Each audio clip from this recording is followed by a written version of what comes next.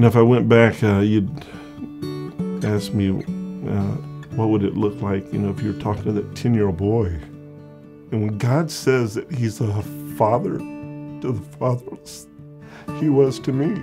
He was a father to the fatherless. And the thing you don't know is that my dad died. I was 10, and there was no male influences in my life. But 2 years later, we were a small church of about 300 to 400. I was the church custodian at 12 years old.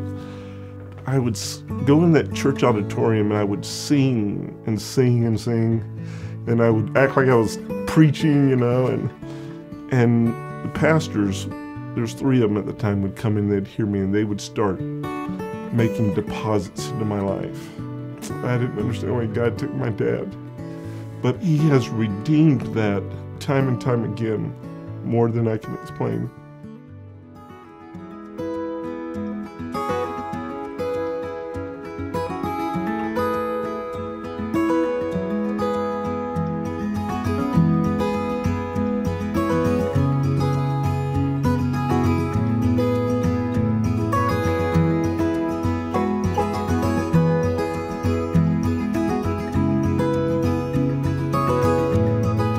Our journey together has begun like almost 42 years ago. When Mike first decided that he wanted to go to college, he'd already finished 2 years of college in Pensacola, Florida, and then he decided he really wanted to go into ministry. So we had only been married possibly 6 months, and we packed everything up, and I was a brand new believer at this time. One of the things that Mike has talked about a lot is trusting God. You just have to trust God.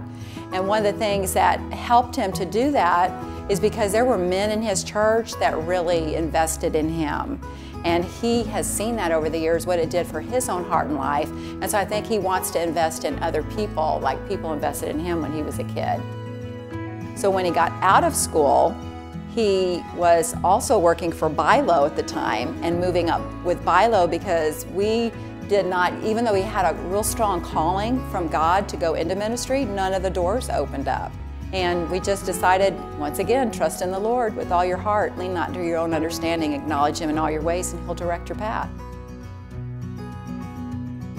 God taught me more about ministry and managing a BILO store than I ever learned in school. My last year at BILO, Janie and I came and talked to Walt and Libby Hanford, and Walt and Libby said we would talk to some others and see if we could find a place for ministry for you. And then just a month later or so, the church called and said, hey, we'd like for you to come on staff full time. I said, good, I'll take it. And I said, well, we haven't told you what you're going to be. I said, I'll take it. This is my heart's desire. And they go, well, Mike, we haven't told you how much we're going to pay you. I said, it's okay. And he said, when he gave me the number, it was exactly half of what I was making at BILO. And I'm going, Jane, are we okay with that? When I met Mike about 20 years ago, when I first came on staff, Mike was here 11 kids and 11 people, as he's done all of his life. And we became friends, and right away I saw this deep passion he had for people. He always seemed to be able to have time for everybody, no matter what was going on. His heart is so big that nothing that was going on caused him to not be able to focus on whatever somebody needed at that point in time, and that really impressed me and continued to impress me all through the years. Mike has a real servant heart. He did everything from children's ministry all the way to senior adult ministry, so it was kind of like this, cradle to coffin kind of ministry. After many years of him working in children's ministry, we decided it was probably time for him to move out of children's ministry and let that ministry being run and operated by some other people and move him into just a whole area of care. I think he would say, as he looks back now, was probably something God was doing in his life. He didn't fully see all the benefits, but now, as we look backwards, we can see what God was doing and God's using in adults' lives as a father to them, much like he was looked at as a father to kids back when he was in the ministry with children. It was neat that Art also had kids just above, all girls above the age of my kids, and so we worked hand in hand together. And so I was children's pastor for 12 years. He had prepared me for the next phase of adult ministry and shepherding and caring for people. And initially it started out with me just counseling people all day long. I was exhausted every time I got home. It was just like, I don't want to talk to anyone. I don't want to talk about anyone's problems. And then one day Jane gave me something to take to Walt and Libby's house, and I took it over there and gave it to Walt. And Libby comes and she says, "How are you and Jane doing?" And I go, start crying like crazy. And I remember her telling me that until you experience the heartache and pain people go through in marriages, you and Jane, you won't be able to help others. But then just instead of just dealing with all the pain and hurt, the next part was being proactive about how to make marriages stronger.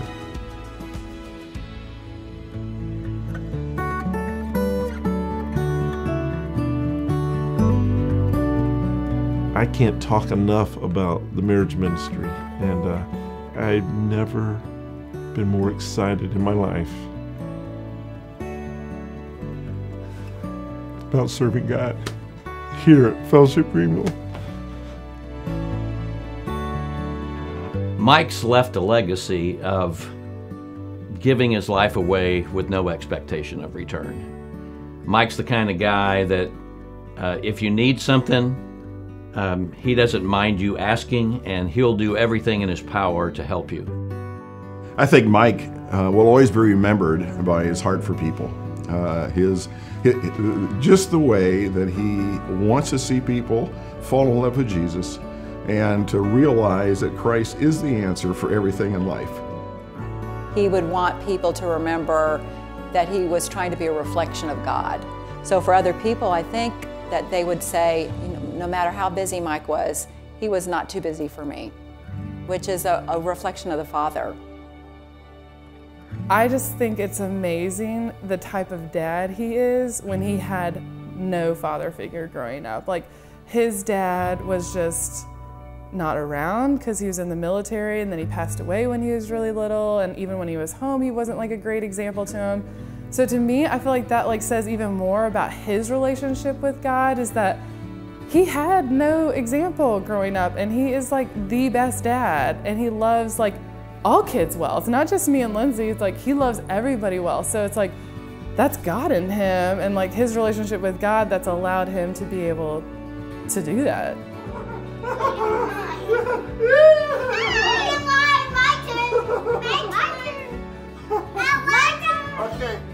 It's been a journey I wouldn't have written, but I see God's hand in it all the way, and how he sees, this is a better story than the story I would have written. I didn't know till I was older that my dad took his life in Vietnam on his third term.